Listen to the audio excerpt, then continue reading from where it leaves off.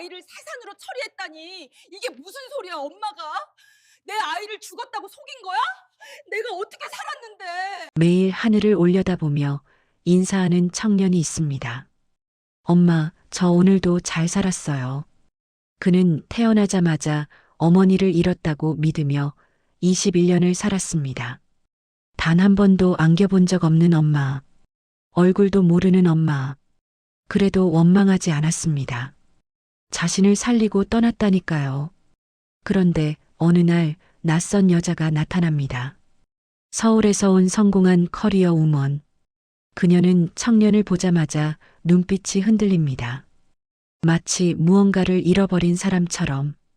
21년 전 한 통의 전화가 세 사람의 운명을 갈라놓았습니다. 아이가 숨을 못 쉬고 태어났단다.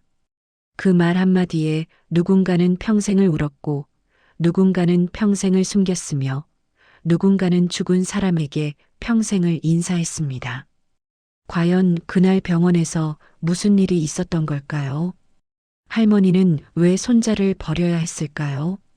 그리고 21년 만에 마주친 세 사람은 어떤 선택을 하게 될까요? 지금부터 그 이야기가 시작됩니다. 역시 한 이사님이시네요. 이번 프레젠테이션 정말 완벽했습니다. 다음 분기 매출 기대해도 되겠죠? 박수 소리가 회의실을 가득 채웁니다. 한가온은 미소를 지으며 고개를 숙여 인사합니다. 중견 식품 카페 브랜드의 기획이사. 업계에서 그녀의 이름 석자를 모르는 사람은 없습니다. 완벽한 기획력, 날카로운 시장 분석, 그리고 어떤 상황에서도 흔들리지 않는 냉철함. 그러나 회의실 문이 닫히는 순간 그녀의 표정에서 생기가 사라집니다. 복도를 걸어가는 발걸음이 무겁습니다. 동료들의 축하 인사에 기계적으로 대답하며 엘리베이터에 오릅니다. 버튼을 누르는 손가락 끝이 미세하게 떨립니다. 서울 도심의 고급 아파트. 현관문을 열고 들어서도 그녀는 불을 켜지 않습니다. 어둠 속에서 신발을 벗고 소파도 지나쳐 곧장 안방으로 향합니다. 냉장고에서 물 한 병만 꺼내 마십니다. 목이 마른 것도 아닌데 무언가를 삼켜야 할 것 같은 기분이 듭니다. 장롱 깊숙한 곳. 아무도 모르는 자리에 작은 상자 하나가 있습니다. 먼지가 쌓인 그 상자를 꺼내 침대 위에 올려놓습니다. 뚜껑을 여는 손이 떨립니다. 낡아서 색이 바랜 아기 모자 하나. 한 번도 씌워보지 못한 모자입니다. 그 옆에는 누렇게 변색된 산부인과 차트 복사본이 있습니다. 그녀의 눈동자가 흔들립니다. 20해 전의 기억이 파편처럼 스쳐 지나갑니다. 하얀 병실 천장, 차가운 수술대, 마취가 풀리며 희미하게 들려오던 목소리. 죄송합니다. 아이를 지키지 못했습니다. 그 순간의 충격을 어떻게 말로 표현할 수 있을까요? 뱃속에서 10달을 함께한 생명이 단 한 번의 울음소리도 내지 못하고 사라졌다는 것을. 안아보지도 눈을 마주치지도 손가락 하나 잡아보지도 못했다는 것을. 그녀는 그날 이후로 아무것도 느끼지 않기로 했습니다. 울지 않기로 했습니다. 그리워하지 않기로 했습니다. 마치 그 아이가 처음부터 존재하지 않았던 것처럼 살기로 했습니다. 그래서 일에 매달렸습니다. 낮에는 회의, 밤에는 기획안. 주말도 없이 달렸습니다. 성공이 그 빈자리를 채워줄 거라 믿었습니다. 그런데 이상합니다. 이사가 되어도 업계 최고라는 평가를 받아도 빈자리는 여전히 그 자리에 있습니다. 오히려 성공할수록 더 크게 느껴집니다. 아기 모자를 손에 줍니다. 부드러운 천이 손가락 사이로 스며듭니다. 괜찮아. 나는 일 잘하면 돼. 지금 삶이면 충분해. 입술로는 그렇게 말하지만 가슴속 어딘가에서 무언가가 꿈틀거립니다. 20해 동안 꾹꾹 눌러 담아둔 것들이. 창밖으로 서울의 야경이 펼쳐집니다. 화려한 불빛들이 도시를 수놓고 있지만 그녀의 방만은 여전히 어둠 속입니다. 전화기가 울립니다. 화면에 뜨는 이름. 엄마. 그녀는 전화를 받지 않습니다. 신호음이 끊어질 때까지 그저 화면만 바라봅니다. 어머니와의 관계는 언제부터 이렇게 됐을까요? 겉으로는 안부를 묻고 명절에는 얼굴을 비추지만 마음속 어딘가에 보이지 않는 벽이 있습니다. 무엇이 그 벽을 만들었는지 그녀 자신도 정확히 알지 못합니다. 아니, 알고 싶지 않은 것인지도 모릅니다. 상자를 다시 닫습니다. 장롱 깊숙한 곳에 밀어넣습니다. 내일도 회의가 있습니다. 프로젝트 마감이 코앞입니다. 감상에 젖어 있을 시간이 없습니다. 그녀는 샤워실로 향합니다. 뜨거운 물줄기 아래 서서 눈을 감습니다. 물소리에 묻혀 아무도 듣지 못할 한숨이 새어나옵니다. 성공한 커리어 우먼 한가온. 업계가 부러워하는 완벽한 삶. 그러나 그 화려함 뒤에는 채워지지 않는 구멍 하나가 있습니다. 20해 전 잃어버린 아이만큼의 크기로 여전히 그 자리를 지키고 있습니다. 대학교 캠퍼스의 가을은 언제나 낭만적입니다. 은행나무 잎이 노랗게 물들고 도서관 앞 벤치에는 연인들이 나란히 앉아 있습니다. 그러나 한가온에게 캠퍼스는 낭만과 거리가 먼 곳이었습니다. 장학금이 없으면 다음 학기 등록이 불가능했습니다. 학비는 물론이고 생활비까지 스스로 해결해야 했습니다. 낮에는 수업, 저녁에는 과외, 주말에는 카페 아르바이트. 하루가 24시간도 모자랐습니다. 그래서 조별과제는 그녀에게 골칫거리였습니다. 한가온 씨, 이번 프로젝트 같이 해요. 최준호라는 이름을 처음 들은 건 설계 수업 시간이었습니다. 목공 동아리에서 유명하다는 그 남학생은 툭하면 웃고 말투는 느긋했습니다. 그녀는 경계했습니다. 공방집 아들. 형편이 넉넉하지 않다는 건 금세 알 수 있었습니다. 낡은 운동화, 해진 가방끈. 그러나 더 경계한 건 그의 눈빛이었습니다. 순수하고 따뜻해서 자칫하면 마음을 빼앗길 것 같았습니다. 저 바빠요. 다른 분이랑 하세요. 매정하게 거절했지만 그는 포기하지 않았습니다. 마감 전날 밤, 설계실에 혼자 남아 도면을 그리고 있을 때였습니다. 문이 열리고 그가 들어왔습니다. 아직도 여기 있었네. 손에는 컵라면 2개가 들려 있었습니다. 같이 먹어요. 혼자 밤새면 힘들잖아요. 거절할 이유가 없었습니다. 아니, 거절하고 싶지 않았습니다. 뜨거운 국물을 나눠 마시며 도면을 함께 봤습니다. 그의 손가락이 종이 위를 가리켰습니다. 여기, 이렇게 하면 더 안정적일 것 같은데. 정확한 지적이었습니다. 감각이 남다르다는 걸 느꼈습니다. 설계를 그림으로만 보는 게 아니라 실제로 만들어 본 사람의 시선이었습니다. 내가 그리고 싶은 거 같이 만들자. 넌 그림 그리고 나는 손으로 만들면 되잖아. 그 말에 심장이 뛰었습니다. 그날 이후로 둘은 자주 만났습니다. 도서관에서, 설계실에서, 캠퍼스 구석진 벤치에서. 그가 알바를 마치고 달려오면 그녀는 일부러 퉁명스럽게 굴었습니다. 늦었잖아. 안 와도 됐는데. 그래도 왔잖아. 웃으며 대답하는 그를 보면 마음이 무장해제되는 것 같았습니다. 겨울이 왔습니다. 첫눈이 내리던 밤 야근하던 설계실에서 두 사람의 눈이 마주쳤습니다.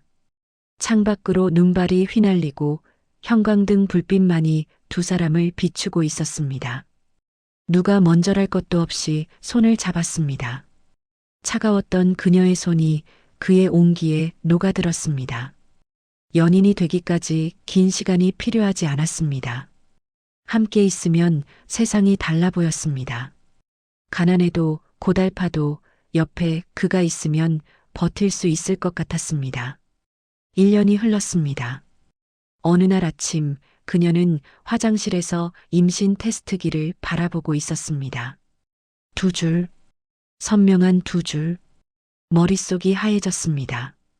기쁨보다 두려움이 먼저 밀려왔습니다. 아직 학생이었습니다. 경제적 기반도 없었습니다. 앞으로 어떻게 해야 할지 막막했습니다. 그에게 말했을 때 그 역시 잠시 멍해졌습니다. 그러나 금세 그녀의 손을 꼭 잡았습니다. 나 책임질게. 우리 셋이 살 집. 내가 어떻게든 마련할게. 떨리는 목소리였지만 눈빛은 진지했습니다. 그 말에 눈물이 났습니다. 무섭고 불안했지만 그와 함께라면 해볼 수 있을 것 같았습니다. 그러나 세상은 둘의 사랑만으로 굴러가지 않았습니다. 이 소식이 그녀의 어머니 박영자에게 들어가는 순간 모든 것이 달라지기 시작했습니다. 서울 외곽의 넓은 저택, 응접실 소파에 앉은 박영자의 얼굴은 차갑게 굳어 있었습니다. 그 집안 형편 알면서도 내가 이러고도 내 딸이니? 날카로운 목소리가 응접실을 가득 채웠습니다. 가온은 고개를 숙이지 않았습니다. 엄마, 저도 어른이에요. 저도 제 선택 좀 하게 해주세요. 박영자의 눈이 가늘어졌습니다. 평생을 악착같이 살아온 여자였습니다. 작은 제조업에서 시작해 중견기업까지 키워낸 1세대 여성 CEO. 그녀가 가장 두려워하는 것은 딸이 자신처럼 고생하는 것이었습니다. 넌 내가 얼마나 힘들게 이 자리까지 왔는지 알잖아. 그 고생을 내가 할 필요 없어. 제가 선택한 거예요. 선택? 가난을 선택한다고? 반지하에서 아기 기저귀 빨면서 사는 게 선택이야? 대화는 평행선이었습니다. 어머니는 돈과 안정을 말했고 딸은 사랑과 책임을 말했습니다. 그날 이후로 두 사람 사이에는 깊은 골이 생겼습니다. 가온은 결심했습니다. 집을 나가기로. 준호의 집은 낡은 반지하 단칸방이었습니다.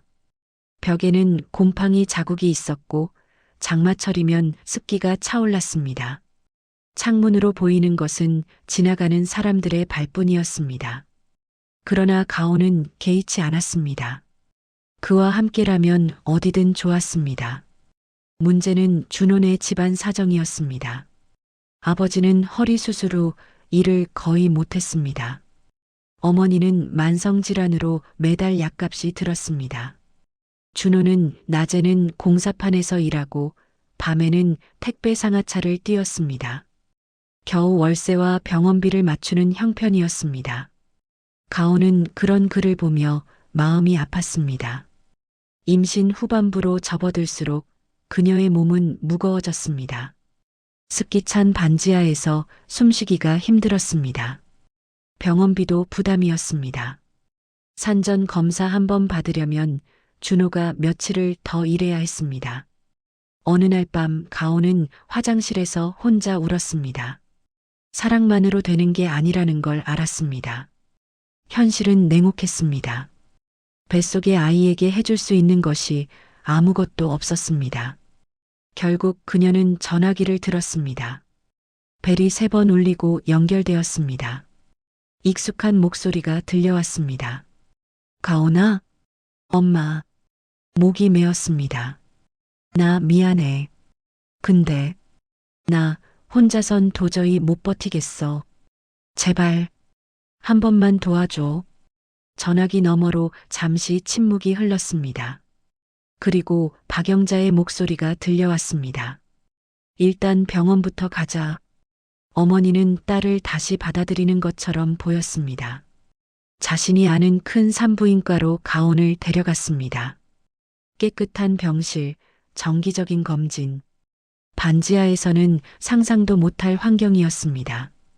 가온은 안도했습니다. 아이만은 건강하게 낳을 수 있겠다고 생각했습니다. 그러나 그녀는 알지 못했습니다. 어머니의 진짜 계획을. 분만 당일이 찾아왔습니다. 갑자기 양수가 터졌습니다. 응급 제왕절개가 결정되었습니다. 수술대 위에서 가오는 공포에 떨었습니다.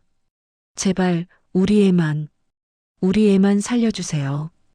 그 말을 끝으로 마취에 잠들었습니다. 수술은 성공적이었습니다. 아이는 힘찬 울음소리를 내며 세상에 나왔습니다. 건강한 남자아이였습니다. 그러나 병원 복도에서는 다른 일이 벌어지고 있었습니다. 박영자가 담당 의사를 따로 불러 세웠습니다. 봉투 하나가 건네졌습니다. 의사는 잠시 망설이다가 차트 복사본을 내밀었습니다. 사장님, 이건 됐어요. 필요한 건 이것뿐이에요. 박영자는 차트를 받아들고 신생아실로 향했습니다. 같은 시각 준호는 산부인과 근처 카페로 오라는 연락을 받았습니다. 낯선 번호였습니다. 급한 마음에 달려갔습니다. 카페 구석자리에 박영자가 앉아 있었습니다. 그리고 그녀의 품에는 작은 아기가 안겨 있었습니다. 준호의 심장이 멈추는 것 같았습니다. 이게 무슨 상황입니까? 가온이는요? 아이는 왜 여기? 박영자는 담담하게 말했습니다. 아이 엄마는 아이가 숨을 못 쉬고 태어나서 죽은 줄 알고 있다. 무슨 말씀이세요? 아이는 멀쩡해 보이는데요? 그래서야 너한테 이 아이를 맡길 거다. 대신 다시는 내 딸 앞에 나타나지 마. 이건 내가 이 아이 키우는데 필요한 돈이다. 두꺼운 봉투가 테이블 위에 놓였습니다. 준호는 모욕감에 온몸이 떨렸습니다. 주먹을 쥐었습니다. 당장이라도 소리를 지르고 싶었습니다. 그러나 품 안의 아기가 움직였습니다. 새근새근 숨을 쉬는 작은 생명. 세상에 태어난 지 몇 시간도 안 된 아이. 선택해야 했습니다. 돈을 거부하고 가온에게 달려갈 것인가? 아니면 아이를 데려갈 것인가? 준호는 봉투에서 손을 뗐습니다. 돈이 아니라 이 아이를 선택하겠습니다. 대신 언젠가 진실은 꼭 말할 겁니다. 박영자는 아이를 그에게 건넸습니다. 표정 하나 변하지 않았습니다. 그건 내 마음대로 해라. 하지만 내 딸은 곧 잊을 거다. 너도 이 아이도. 준호는 아이를 안고 카페를 나왔습니다. 뒤도 돌아보지 않았습니다. 같은 시각 회복실. 가온이 마취에서 깨어났습니다. 눈을 뜨자마자 배를 만졌습니다. 비어 있었습니다. 아기는요? 어머니가 침대 옆에 앉아 있었습니다. 박영자는 딸의 손을 잡으며 말했습니다.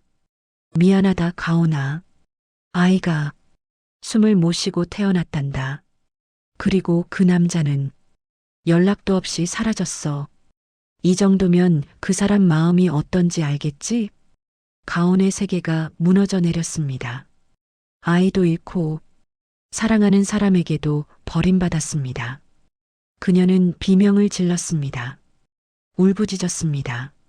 간호사들이 달려왔습니다. 진정제가 투여되었습니다. 그날 이후 세 사람의 시간은 완전히 갈라졌습니다. 준호는 아이를 안고 지방 항구 도시로 내려갔습니다. 작은 수리점을 열었습니다. 아이 이름을 최다연이라 지었습니다. 가온은 눈물 섞인 청춘을 묻었습니다. 일만 보고 살기로 다짐했습니다. 다시는 사랑하지 않기로, 다시는 상처받지 않기로. 20회의 거짓말이 시작되었습니다. 20회가 흘렀습니다. 시간은 모든 것을 바꾸어 놓았습니다. 그러나 어떤 것들은 변하지 않습니다. 상처는 아물어도 흉터는 남듯이. 한가온은 어느새 중견식품 카페 브랜드의 기획이사가 되어 있었습니다. 냉철하고 완벽한 커리어 우먼. 그러나 퇴근 후 빈 아파트로 돌아오면 혼자였습니다. 본사 회의에서 새로운 프로젝트가 발표되었습니다. 지역 작은 공방과 협업해서 감성 있는 브랜드를 만들자. 해안 도시의 낡은 공방, 거리 리빌딩을 추진합니다. 총괄은 한가온이 맡게 되었습니다. 마지못해 지방 출장을 떠났습니다. 항구 도시의 바람은 짠내가 났습니다. 좁은 골목길을 지나 공방 거리에 도착했습니다. 낡은 건물들, 오래된 간판들, 서울과는 다른 속도로 시간이 흐르는 곳이었습니다. 그때 눈에 들어온 간판 하나, 최공방 수리점, 가슴이 덜컥 내려앉았습니다. 우연이라고 생각했습니다. 같은 성씨야 얼마든지 있으니까. 공방 앞에는 작은 시음 테이블이 놓여 있었습니다. 드립포트로 커피를 내리는 청년 하나가 보였습니다. 햇살 아래 그 청년이 고개를 들어 미소 지었습니다. 한 잔 드셔 보실래요? 오늘은 시그니처 블렌드입니다. 가온은 그 순간 숨을 멈췄습니다. 청년의 눈웃음, 왼쪽 눈가에 살짝 잡히는 주름, 컵을 쥐는 습관적인 동작, 설명할 수 없는 기시감이 밀려왔습니다. 어디선가 본 것 같은, 아니 오래전부터 알고 있었던 것 같은 느낌. 괜찮으시다면 한 잔. 청년이 커피를 건넸습니다. 가온은 무의식적으로 컵을 받았습니다. 여기 자주 오시는 분인가요? 아니요. 출장으로 처음 왔어요. 그럼 저희 공방 구경하실래요? 아버지가 만든 가구들 있거든요. 공방 안으로 들어갔습니다. 나무 냄새가 코끝을 스쳤습니다. 벽면에는 정성껏 만든 목가구들이 진열되어 있었습니다. 의자, 탁자, 선반. 하나하나 손때가 묻은 것들이었습니다. 작업대 앞에 한 남자가 허리를 굽힌 채 나무를 다듬고 있었습니다. 흰머리가 섞여 있었습니다. 세월의 무게가 어깨에 얹혀 있었습니다. 그러나 손동작은 여전했습니다. 정확하고 섬세한. 그리고 그 옆모습. 가온의 심장이 쿵쿵 뛰기 시작했습니다. 아버지, 손님 오셨어요. 청년의 목소리에 남자가 고개를 들었습니다. 두 사람의 눈이 마주쳤습니다. 시간이 멈춘 것 같았습니다. 20해가 한순간에 사라지고 대학 캠퍼스의 그 밤으로 돌아간 것 같았습니다. 남자의 표정이 굳어졌습니다. 그도 알아본 것입니다. 금방 나갈게. 목소리가 낮게 떨렸습니다. 최준호 씨? 가온의 입에서 그 이름이 흘러나왔습니다. 청년이 고개를 갸우뚱했습니다. 아버지 아시는 분이세요? 아버지. 그 단어가 가온의 귀에 꽂혔습니다.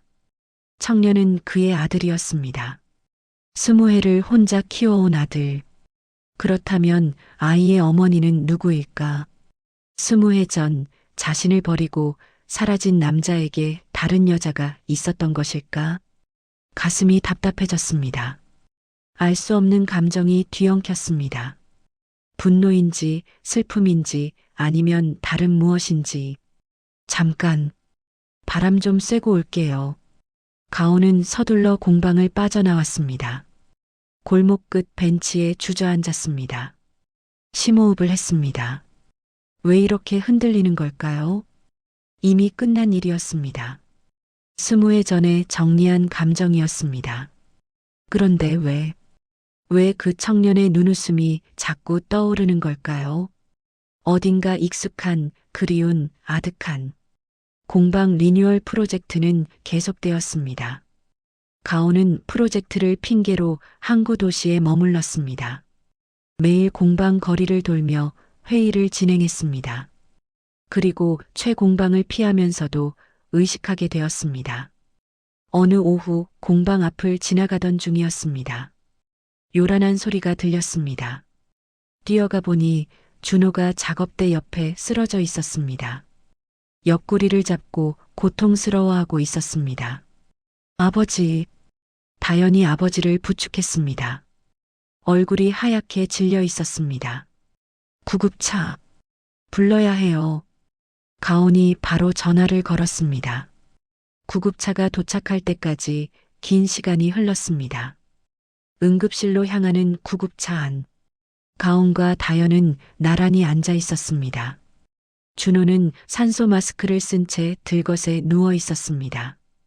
응급실 문이 닫혔습니다. 빨간 불이 켜졌습니다. 대기실 의자는 차갑고 딱딱했습니다. 가온과 다연은 아무 말 없이 앉아 있었습니다. 시간이 얼마나 흘렀을까요? 아버님, 원래 어디 안 좋으셨니? 가온이 조심스럽게 물었습니다. 허리도 안 좋고 심장도 좀. 혼자 가게 지킨다고 무리만 하세요. 다연의 목소리에는 걱정이 묻어 있었습니다. 혼자 가게를. 다연 씨 어머니는 말끝을 흐렸습니다. 물어봐도 되는 것인지 망설여졌습니다. 네. 저는 태어나자마자 엄마를 잃었대요. 가온의 손이 떨렸습니다. 다연은 창밖을 바라보며 말을 이었습니다. 아빠 말로는요, 제가 태어날 때 엄마 몸이 너무 안 좋았고, 그래도 저만은 살리고 가셨다고. 그래서요, 엄마를 원망하진 않아요. 가슴이 조여왔습니다. 그냥 가끔 하늘 보고 인사해요. 엄마, 저 오늘도 안 죽고 잘 살았어요. 이런 식으로요. 다연이 웃었습니다.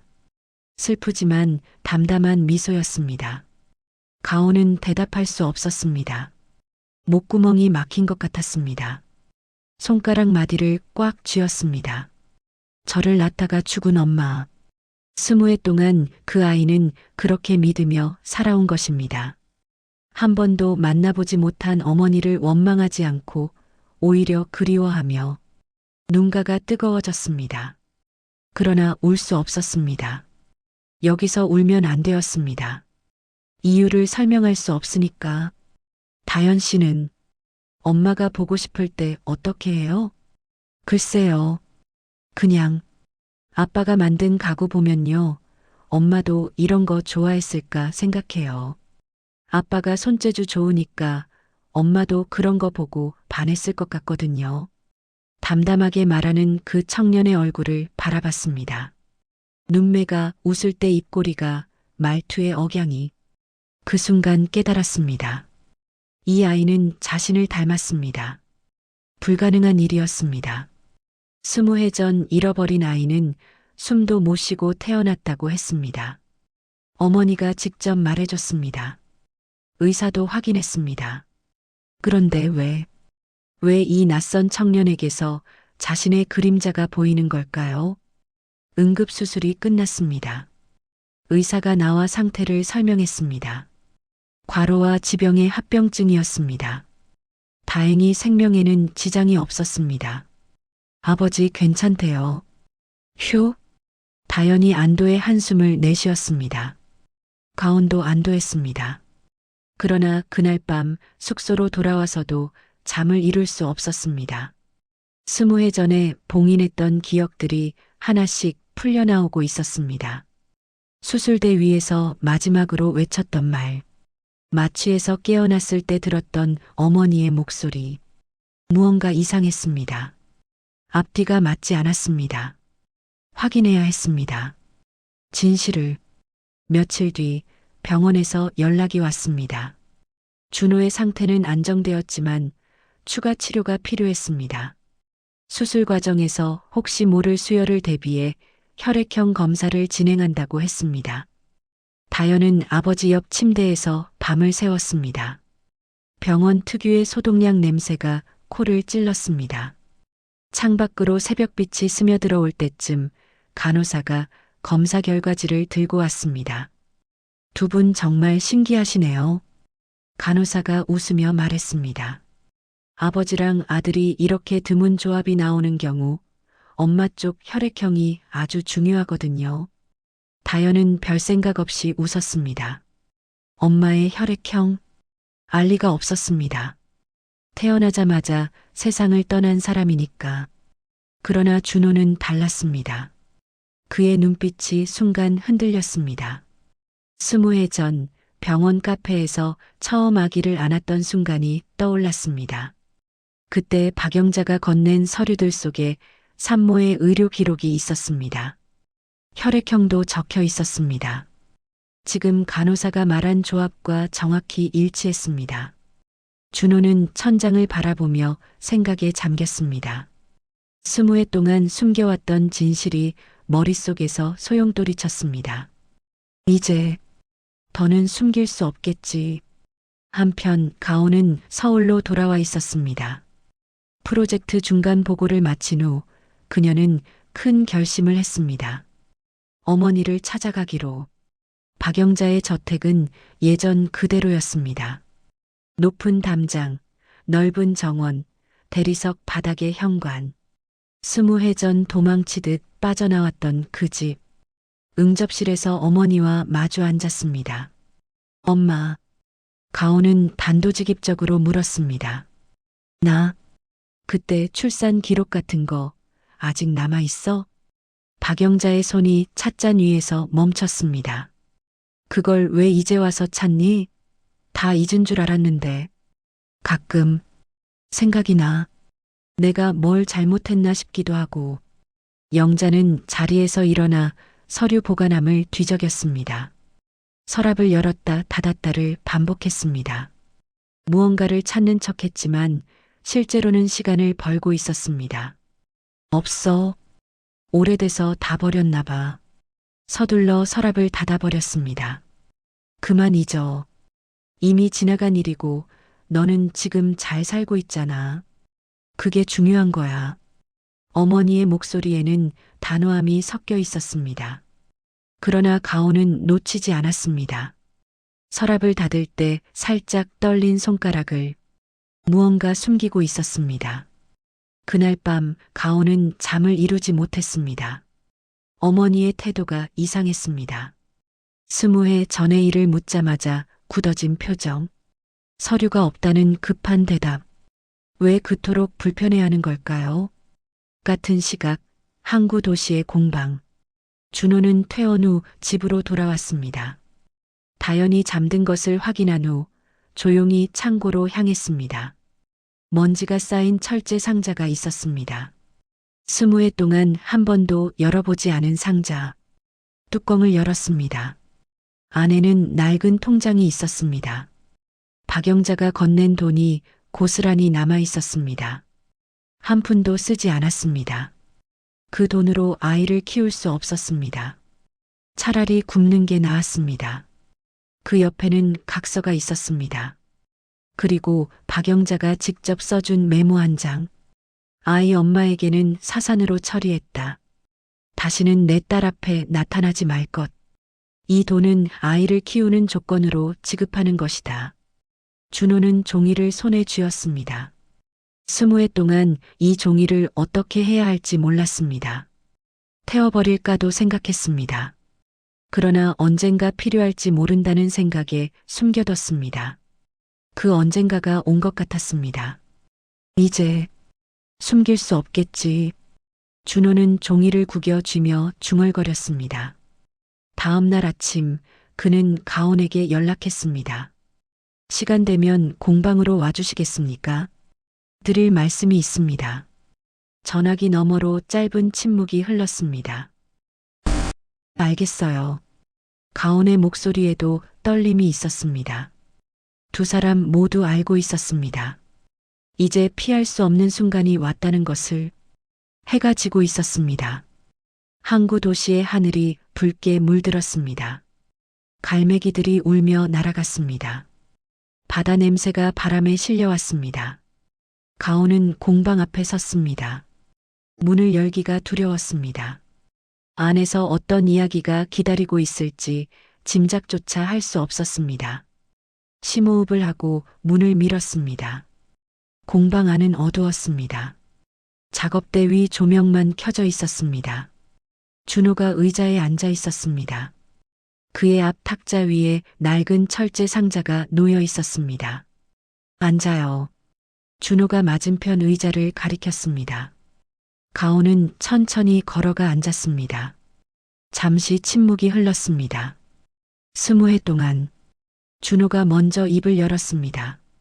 이걸 어떻게 해야 할지 몰라서 그냥 숨겨두고만 있었어. 그가 상자를 열었습니다.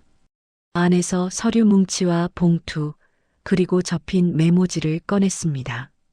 가온의 손에 메모지가 건네졌습니다. 이게 뭐야? 펼쳐 읽기 시작했습니다. 한 글자 한 글자 눈에 들어올 때마다 손이 얼어붙었습니다. 아이 엄마에게는 사산으로 처리했다. 다시는 내 딸 앞에 나타나지 말 것. 글자가 흐려졌습니다. 손이 떨려서 종이가 바스락거렸습니다. 그날 가온의 목소리가 갈라졌습니다. 엄마가 뭐라고 했는지 알아? 아이 숨도 못 쉬고 태어났다. 그리고 그 남자는 연락도 없이 사라졌다고 했어. 눈물이 볼을 타고 흘러내렸습니다. 난 20해 동안 그렇게 믿고 살았어. 아이도 잃고 너한테도 버림받았다고. 그래서 다시는 사랑 안 하겠다고, 일만 보고 살겠다고. 준호의 주먹이 떨렸습니다. 난 그도 목소리를 높였습니다. 내 어머니가 넌 오히려 딸을 원망하고 있다고 했어. 나랑 아이를 다 잊고 싶어 한다고. 그래서 난 목이 메어 말을 잇지 못했습니다. 그래서 아이만 데려갔어. 적어도 이 아이만은 지켜야겠다고 생각했어. 너한테 돌아가면 너한테 또 상처 줄까봐. 두 사람 사이에 무거운 침묵이 내려앉았습니다. 20회의 시간이 그 침묵 속에 녹아 있었습니다. 오해와 상처, 그리움과 분노가 뒤엉켜 있었습니다. 그때였습니다. 뒤에서 문이 열리는 소리가 났습니다. 다연이 서 있었습니다. 얼마나 들었는지 알 수 없었습니다. 그러나 그의 얼굴을 보면 알 수 있었습니다. 다 들었다는 것을. 잠깐만요. 다연의 목소리가 떨렸습니다. 그러니까 저는 죽은 줄 알았던 아이고 엄마는 저를 낳고 하늘나라로 간 게 아니었던 거예요? 공기가 얼어붙었습니다. 가온이 자리에서 벌떡 일어났습니다. 다연아, 미안해. 나도 내가 없는 줄 알고 20회를 살았어. 준호도 고개를 숙였습니다. 아빠도 내 엄마가 우리를 버리고 갔다고 믿었고. 다연의 얼굴에 감정이 스쳐 지나갔습니다. 배신감, 슬픔, 분노, 그리고 희미한 희망까지. 그럼 그의 눈에서 눈물이 흘러내렸습니다. 그동안 제가 하늘 보고 하는 인사는 다 엉터리였던 건가요? 살아있는데 제가 죽은 사람 취급한 거잖아요. 목소리가 점점 높아졌습니다. 매일 엄마한테 인사했어요. 오늘도 잘 살았어요. 엄마 보고 싶어요. 다음 생엔 꼭 만나요. 그게 다 뭐였던 거예요?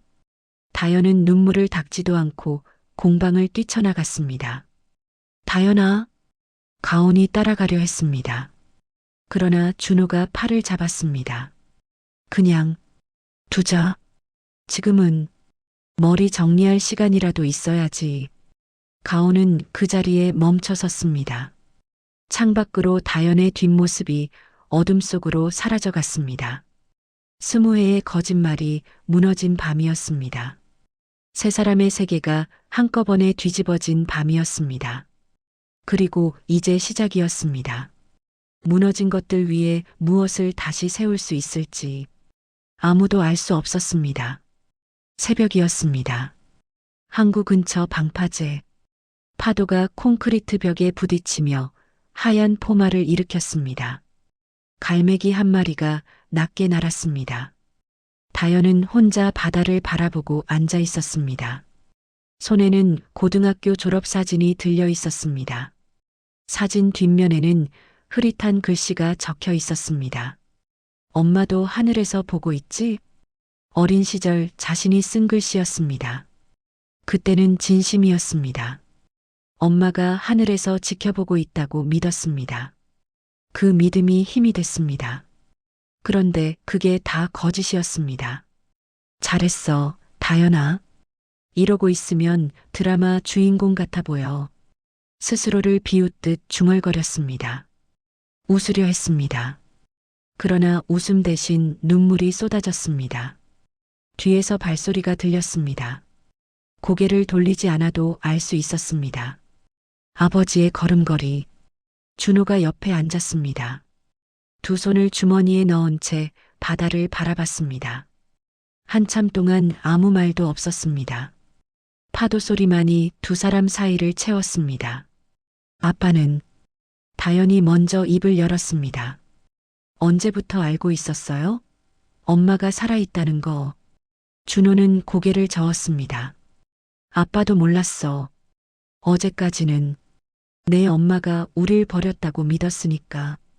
내 외할머니 말만 믿은 거지. 다연은 고개를 떨궜습니다. 그럼 우리 다 바보였네요. 그래, 다 바보였어. 준호가 아들의 어깨에 손을 올렸습니다. 근데 말이야, 내 엄마는 널 낳다가 죽었다고 믿고 산 거고, 우리는 엄마가 우릴 버렸다고 믿고 산 거고, 결국 우리 셋 모두 피해자였단 얘기다. 다연은 눈을 감았습니다. 20해 동안 엄마를 그리워했습니다. 원망은 한 번도 해본 적 없었습니다. 아빠가 말해줬으니까 엄마는 자신을 살리기 위해 떠난 거라고. 그래서 감사하며 살았습니다. 그런데 그게 거짓이라면, 아니, 거짓이 아니었습니다. 아빠도 속았던 것이니까. 진짜 나쁜 사람은 따로 있었습니다. 솔직히요. 다연이 말했습니다. 화도 나고 당장 두 분 다 보기 싫기도 한데 이상하게 그 사람을 그냥 한번 불러보고 싶어요. 누구를? 엄마를요. 준호는 아무 말 없이 아들을 바라봤습니다. 다연의 눈가에 눈물이 맺혀 있었습니다. 그러나 눈빛은 결연했습니다. 20해 동안 하늘 보고 불렀잖아요. 이번엔 진짜 엄마한테 불러보고 싶어요. 그날 저녁이었습니다. 공방 근처의 작은 카페. 가온은 불안한 마음으로 앉아 있었습니다. 다연에게서 연락이 왔습니다. 만나자고. 한마디 해야 할 것 같다고. 어떤 말을 들을지 두려웠습니다. 원망을 쏟아내도 받아들일 준비가 되어 있었습니다. 그것이 자신이 해야 할 일이라고 생각했습니다. 문이 열렸습니다. 다연이 천천히 들어왔습니다. 얼굴이 부서 있었습니다. 밤새 운 것이 분명했습니다. 맞은편에 앉았습니다. 잠시 침묵이 흘렀습니다. 다연이 먼저 말했습니다. 실수로 튀어나올까봐 일부러 연습했어요. 뭐를? 엄마라고 부르는 거요. 가온의 심장이 멈추는 것 같았습니다. 다연이 숨을 깊게 들이켰습니다. 입술이 떨렸습니다. 눈에 눈물이 고였습니다. 그리고 아주 조심스럽게 작은 목소리로 엄마. 그 한마디에 가온의 눈물이 쏟아졌습니다. 20해 동안 단 한 번도 들어보지 못한 소리였습니다. 상상으로만 그려왔던 소리였습니다. 아이가 자신을 부르는 소리. 다연아.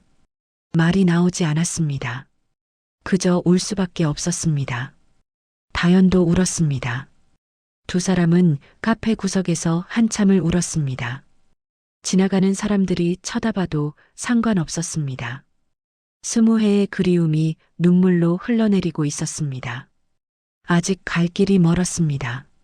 상처가 완전히 아문 것은 아니었습니다. 그러나 처음으로 세 사람은 같은 방향을 바라보기 시작했습니다. 며칠이 지났습니다. 가온은 큰 결심을 했습니다. 우리 셋, 엄마한테 가자. 이대로는 안 끝날 것 같아. 서울행 기차에 올랐습니다.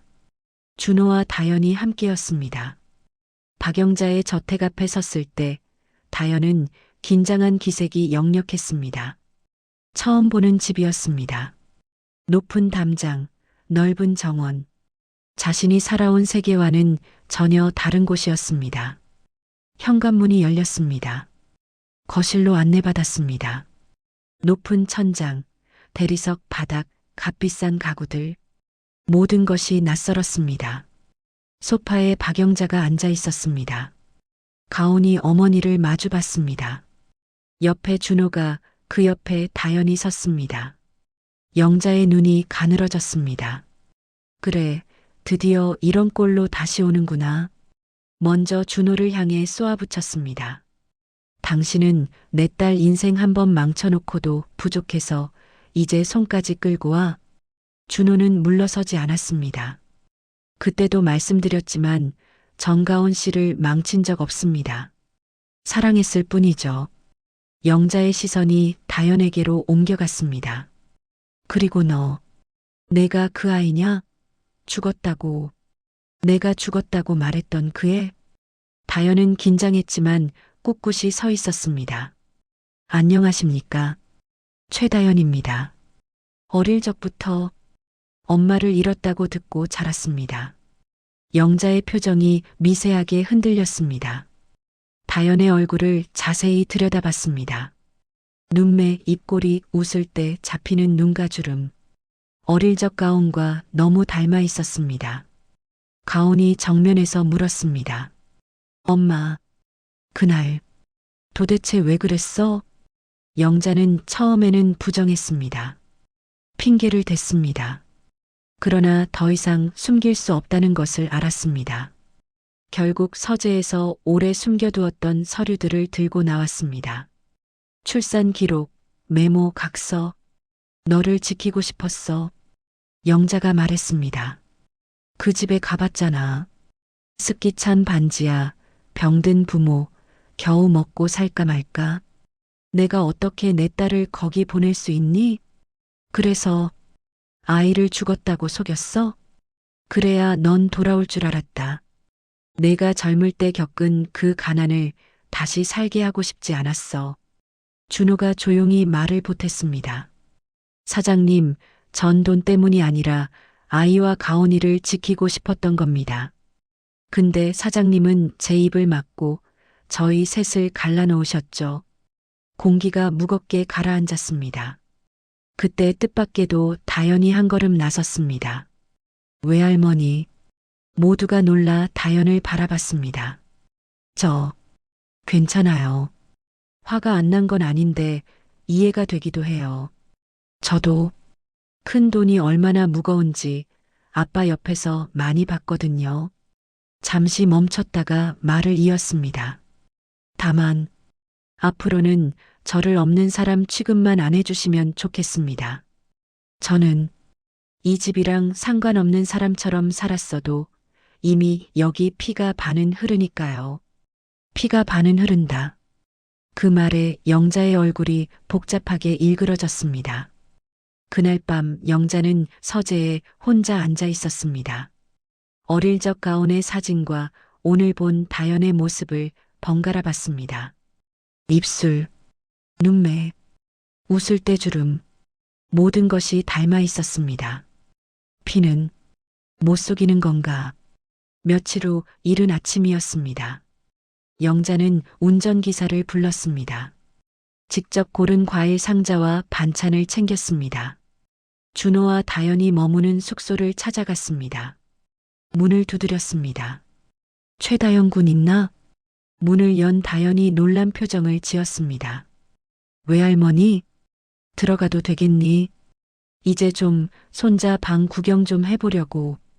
방 안에서 다연이 그려둔 스케치북을 발견했습니다. 넘겨보며 영자는 눈빛이 부드러워졌습니다. 선이 좋네. 내 외할아버지도 설계도면 잘 그렸는데. 피가 어디 가겠니? 식탁에 앉아 밥을 먹으며 영자는 조심스럽게 말을 꺼냈습니다. 우리 회사 젊은 인턴 뽑는데 관심 있니? 제가 같은 학교도 못 나온 촌놈인데요. 촌놈이면 어떤데? 눈빛은 회의실에 앉은 어떤 부장보다 낫구만. 영자의 입가에 미소가 번졌습니다. 회사보다 더 마음이 가는 존재가 생긴 것이었습니다. 시간이 흘렀습니다. 계절이 바뀌었습니다. 겨울이 가고 봄이 왔습니다. 준호는 재활 치료를 받으며 무리하지 않는 선에서 공방 일을 이어갔습니다. 예전처럼 밤새 작업하는 것은 불가능했지만 그래도 손에서 나무를 놓을 수는 없었습니다. 가온은 서울과 항구 도시를 오갔습니다. 프로젝트도 중요했지만 이제는 그것보다 더 중요한 것이 있었습니다. 다현은 서울로 올라왔습니다. 외할머니 회사의 마케팅팀 인턴으로 일하기 시작했습니다. 낮에는 회사에서 배우고 저녁에는 영상통화로 아버지와 이야기를 나눴습니다. 주말마다 기차를 타고 내려가 공방 일을 도왔습니다. 처음에는 어색했습니다. 20회의 공백을 단번에 메울 수는 없었습니다. 가끔 어색한 침묵이 흘렀습니다. 무슨 말을 해야 할지 모를 때도 있었습니다. 그러나 시간이 해결해 주었습니다. 함께 밥을 먹고, 함께 걷고, 함께 웃는 시간이 쌓이면서 거리는 조금씩 좁아졌습니다. 어느 봄날이었습니다. 작은 예식장에서 조촐한 결혼식이 열렸습니다. 20회 만에 다시 손을 잡은 가온과 준호의 결혼식. 화려하지 않았습니다. 큰 홀도 긴 하객줄도 없었습니다. 그러나 진심이 담겨 있었습니다. 입장 음악이 흘러나왔습니다. 신랑 준호가 강단 앞에 서 있었습니다. 세월이 만들어낸 주름이 있었지만 눈빛은 20회 전 그때처럼 떨리고 있었습니다. 문이 열렸습니다. 가온이 걸어 들어왔습니다. 그리고 그녀의 양팔에는 다연이 팔짱을 끼고 있었습니다. 양쪽 부모의 팔을 하나씩 잡고 함께 걸어오는 아들. 사회자가 마이크를 들었습니다. 오늘의 신랑 신부 그리고 이 둘을 다시 이어준 아들 최다현 군입니다. 하객들 사이에서 박수가 터져 나왔습니다. 맨 앞줄에 박영자가 앉아 있었습니다. 여전히 무뚝뚝한 표정을 유지하려 애썼습니다. 그러나 손에 쥔 손수건으로 자꾸 눈가를 닦았습니다. 옆에 앉은 직원이 걱정스럽게 물었습니다. 사장님, 괜찮으세요? 울긴 누가 울어. 꽃가루가 들어간 거지. 결혼식이 끝난 후였습니다. 네 사람은 작은 정원이 있는 단독주택으로 향했습니다. 가온과 준호, 다연이 함께 살 새 집이었습니다. 현관 앞에서 영자가 다연을 바라봤습니다. 회사 일 힘들면 언제든 말해라. 할머니가 빼줄 수도 있고 더 굴릴 수도 있어. 저 힘들어도 버틸게요. 언젠간 할머니랑 엄마랑 아빠가 다 자랑스러워할 만한 사람이 되고 싶어요. 영자는 피식 웃었습니다. 손자의 어깨를 두드렸습니다. 참, 피는 못 속인다. 내 청춘 때 기세랑 똑같네. 봄 햇살이 따스했습니다. 항구 도시의 공방 앞 골목. 벚꽃이 흩날리고 있었습니다. 준호는 마당에서 가벼운 목공 작업을 하고 있었습니다. 무리하지 않는 범위에서 손에서 나무를 놓을 수는 없으니까. 가온은 시음 테이블에서 새로 개발한 음료를 나눠주고 있었습니다. 지나가는 사람들이 한 잔씩 받아 마시며 미소 지었습니다. 다연은 두 사람 사이를 오가며 농담을 던졌습니다. 아빠, 또 허리 삐끗하면 엄마한테 이를 거예요. 이 녀석이.